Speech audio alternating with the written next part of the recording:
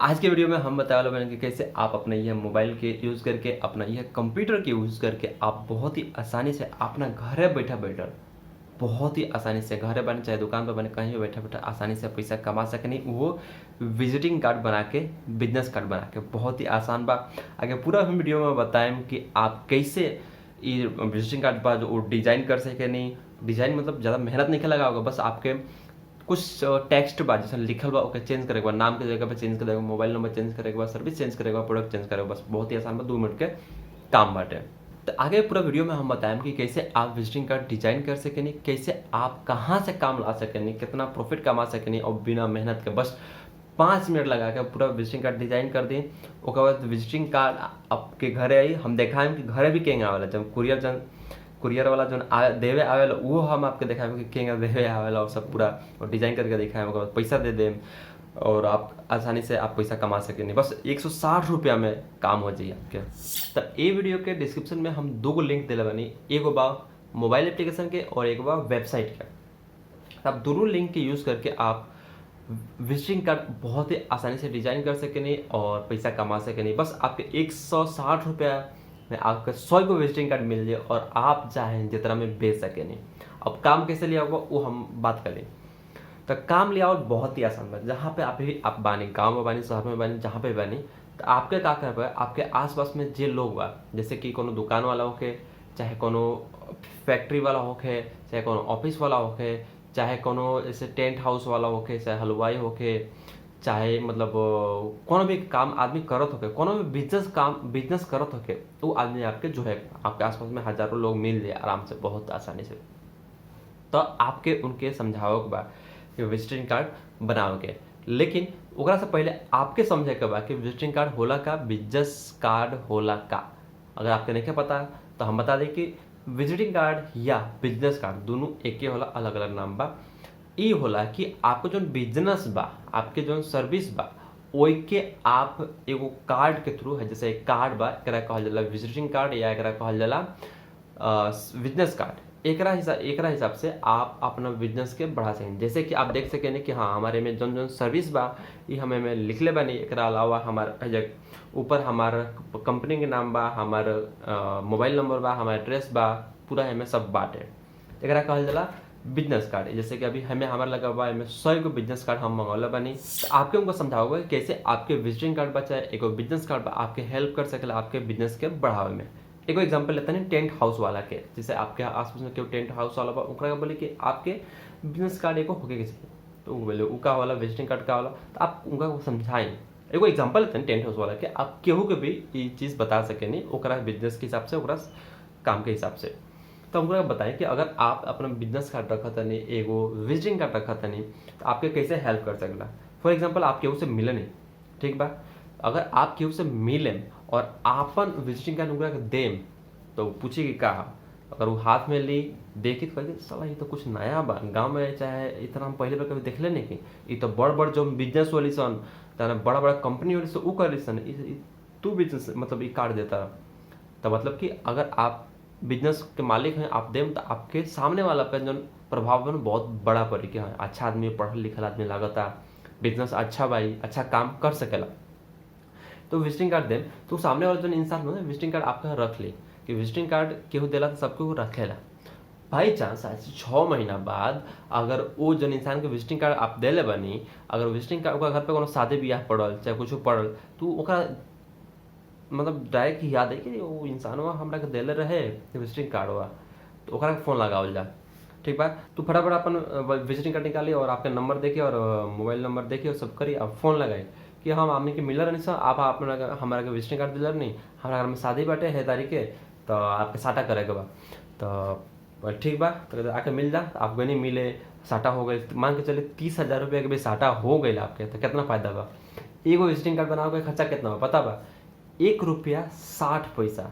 एगो visiting card का आप दे तनी केहू के और 1 रुपया 60 पैसा आपके खर्चा लागता। अगर 1 रुपया 60 पैसा खर्चा कैले के बाद आपके अगर 30,000 के काम मिलता तो कोनो खराब बा। 30,000 रुपये, 1 रुपया मतलब कि का होला, पहला पान भी खा जाता तो 10 रुपये का होता है, तो 1 रुपया 60 पैसा खर्चा करके आप 30,000 के काम ले सकेंगे। भले ये तो एग्जाम्पल था नहीं टेंट हाउस वाला के। आप ऑफिस वाला के ले सकनी, फैक्ट्री वाला के ले सकनी, हलवाई के ले सकनी, चाहे मतलब वो वेटर सिस्टम बा ओकनी के ले सकनी।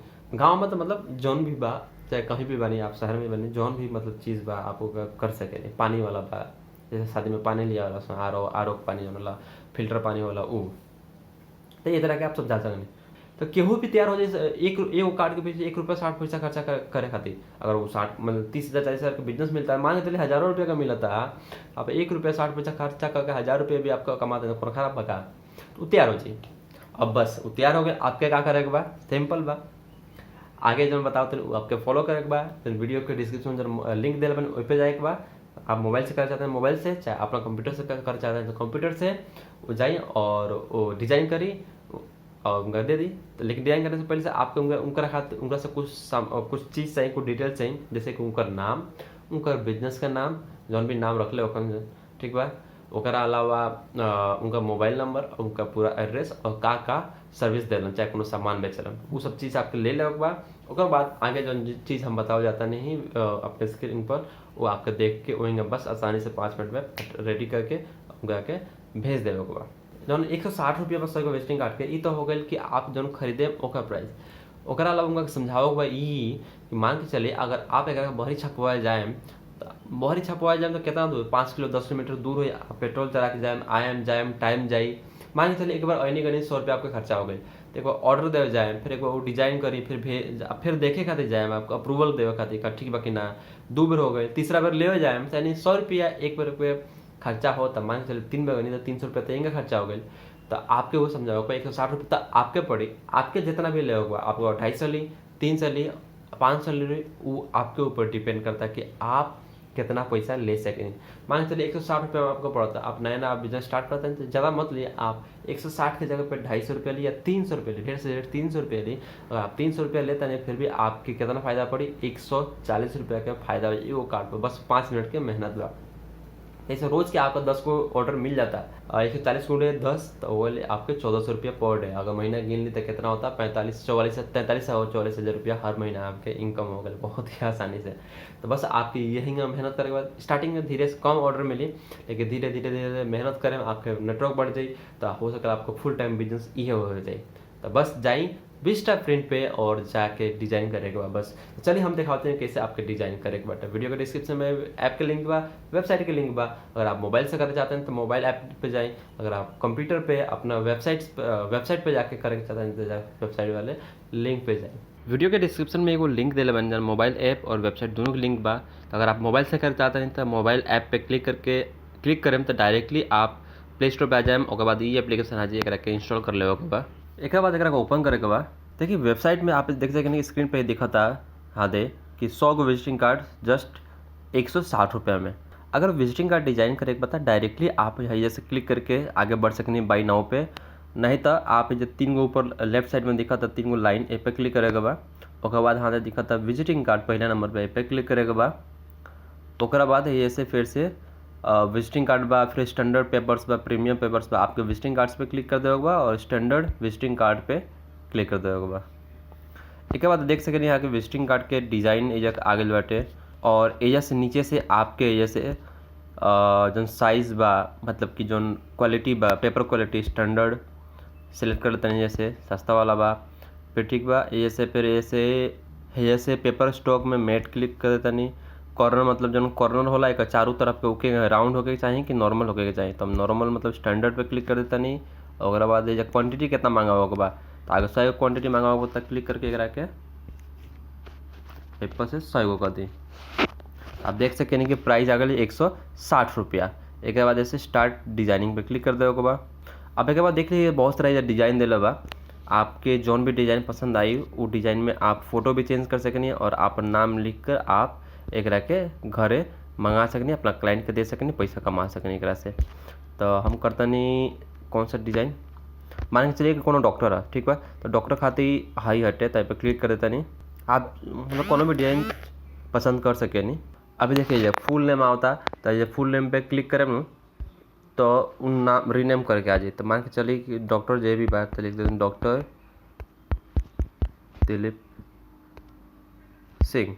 एक बाद ऐसे डन पे क्लिक कर देगा तो आप देख सकें ऊपर नाम आ गए, जॉब टाइटल मतलब कि जॉब टाइटल मतलब कौची कौना चीज़ के स्पेशलिस्ट हमें वो तो जे भी आपके क्लाइंट है ओकरा से पूछ लेम कि का काम करते नहीं। जैसे डेकोरेशन वाला तो डेकोरेशन लिख देम, हम डॉक्टर के लिखा तनी तो डॉक्टर के हिसाब से लिख देता नहीं। अब जैसे हम सर्जन हो तो सर्जन लिख देता नहीं। आप जे भी जरा खातिर आप कार्ड बनाते हैं जौन भी उनका काम होके, जैसे कि कोनो ऑफिस होके, फैक्ट्री पानी के फैक्ट्री होके, चाहे कोनो सामान बनाओ के फैक्ट्री होके, वो सब लिख सके। एक बाद है जैसे नंबर ए पे क्लिक करे के बाद फिर नीचे आ जाई वजह से नंबर लिख देवे के बाटे। एक बार डन पे क्लिक कर दोगे। उसके बाद ईमेल आईडी बा तो ईमेल आईडी पे क्लिक करके ईमेल आईडी लिख देवे के बा। फिर डन पे क्लिक। कंपनी नेम जौन भी कंपनी के नाम होई वो कंपनी नाम लिख देवे के बा। इधर जैसे एक हॉस्पिटल बनाते हैं हॉस्पिटल का नाम लिख देता नहीं ABC हॉस्पिटल, ठीक बा। क्लिक। फिर एड्रेस जौन भी फैक्ट्री बा जौन भी दुकान बा जौन भी हॉस्पिटल बा ओकर एड्रेस वो एड्रेस आपके लिख देवे के बा जैसे। फिर डन। ऐसे एड्रेस लाइन 2 मतलब कि एड्रेस मतलब मैं लिख देता नहीं गुजरात स्टेट का नाम इंडिया। ऐसे डन। ये हो गया हमारा पूरा विजिटिंग कार्ड तैयार। अभी टेक्स्ट में और ऐसे लोगो अगर हम कर तो लोगो जैसे चेंज कर सकें क्लिक करके आप आराम से जैसे लोगो भी चेंज कर सकें। तो अब हम क्या करते हैं नेक्स्ट ऊपर से जैसे। अब ये क्या होता है कि पीछे साइड भी आपका प्रिंट कराओ होगा। अगर पीछे प्रिंट कराएं तो 80 रुपया एक्स्ट्रा लगे, यानी कि 160 प्लस 80। अगर सिंगल साइड खाली आगे साइड कराओ तो नहीं तो आपको 160 रुपया लगे। तो हमारा नहीं कराओगे पीछे भी तो हम जैसे नो थैंक्स पर क्लिक कर दें मेरे पास से और ऐसे नेक्स्ट पर क्लिक करें। उसके बाद पूरा आपका विजिटिंग कार्ड तैयार होकर आज आपको देख ले होगा कि कोनो मिस्टेक तो नहीं है, सब नाम स्पेलिंग सब चेक कर ले होगा। अगर सब सही बा तो आपके जैसे approve and continue Pay click करे के बाटे। उसके बाद आपन अगर आपके अकाउंट नहीं है तो जैसे create a new account Pay click करके आपके नया अकाउंट बना ले होगा। ईमेल आईडी पासवर्ड फिर से वह पासवर्ड रखेगा बा नीचे भी और ऐसे साइनअप कर देगा। अगर आप साइनअप नहीं करे चाहत तो आप directly continue as a guest Pay click करें। देखिए 100 गो क्वान्टिटी बा 160 रुपया। अब जैसे अगर क्वांटिटी बढ़ाओगे चाहते हैं तो आप बढ़ा सकेंगे। उसके बाद हम कर देते हैं जैसे approve and add to basket. ये सब आई छोड़ देगा करा के नेक्स्ट कर देगा बा। आप विजिटिंग कार्ड आ गए 160 रुपया आ गए। ऐसे चेकआउट पे क्लिक करेगा बा। एक बाद आपका नाम जहाँ भी मंगाओ के बा ये नाम अपन सरनेम मतलब जाति GST नंबर होई तो पिन कोड होई सब भर देवे के बा। ओकरा बाद ऐसे पूरा स्टेट सब समझ करके कर देवे के बा। सब एड्रेस भरला के बाद नीचे आप आ जाए तो जस्ट चूज डिलीवरी स्पीड मतलब कि अभी देखिए ये डिलीवरी मंगाओ खातिर अभी चार्ज लागल बा। जब हम वीडियो बनाओ तनी कबो कबो चार्ज लागेला कबो ना चार्ज लागेला। और कभी कभी विजिटिंग कार्ड जो हायर बा मतलब थोड़ा महंगा वाला 300 वाला 200 वाला 300 वाला थोड़ा और अच्छा क्वालिटी वाला बनाओ तनी तो में चार्ज ना लागेला डिलीवरी चार्ज। तो अगर आप मंगाओ तनी एक्सप्रेस से तो आपके देवे के पड़ी 59 रुपये एक्स्ट्रा। और आप दे सके नहीं UPI से दे सके नहीं ऑनलाइन कार्ड से नेट बैंकिंग दे सके नहीं या अपना आपके घर जब आपके कार्ड आवता तब आप कैश भी दे सके नहीं। अभी हम कुरियर आ गए हम जाते नहीं लेवे और आपको देखा होता नहीं पूरा रिकॉर्डिंग।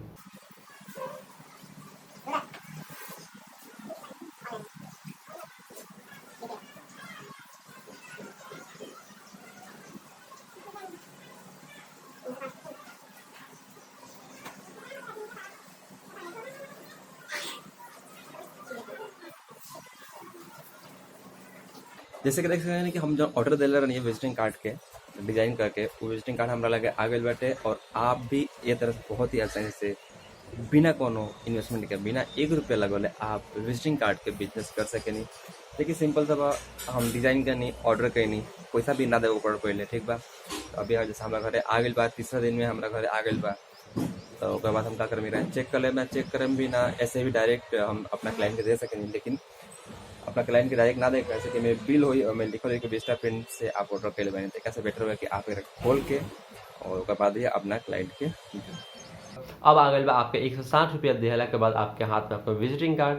अब आपके हो गए फायदा सीधे सीधे 300 रुपया अगर बेचे बने तो मान चलिए 140 रुपया। अब वो इंसान के फोन करी जे मान चलिए टेंट हाउस वाला कि भाई आपका विजिटिंग कार्ड आ गया ले जा और यहाँ आपका विजिटिंग कार्ड ले जाए चाहे आप आओ जाते हैं तो दे दी आपके काम हो गए। तो ये तरह से आप बहुत ही आसानी से विजिटिंग कार्ड के बिजनेस कर सके नहीं बिना 1 रुपया के इन्वेस्टमेंट कई ले ठीक बा। और हमरा आशा बा कि ई जौन वीडियो पसंद आइल होगी और आप ये तरह के और भी वीडियो देखे चाहतन, इंटरनेट से पैसा कमाए के, ऑनलाइन पैसा कमाए के आइडिया सीखे चाहतनी, तो ये आपके चैनल है। ये आपके चैनल भोजपुरी के सब्सक्राइब कर ली और इंटरनेट से पैसा कमाए खातिर नोटिफिकेशन बेल जौन बा पे क्लिक करके ऑन कर ली। और कुछ सुझाव बा, कुछ पूछे के बाद तो वीडियो के डिस्क्रिप्शन में जाइए, वहाँ पे कमेंट करी कि आपका कुछ पूछे के बाद कौन सवाल हो, हम 2 घंटे के अंदर रिप्लाई करें। ओकरा अलावा कुछ सुझाव बा तो बताएं।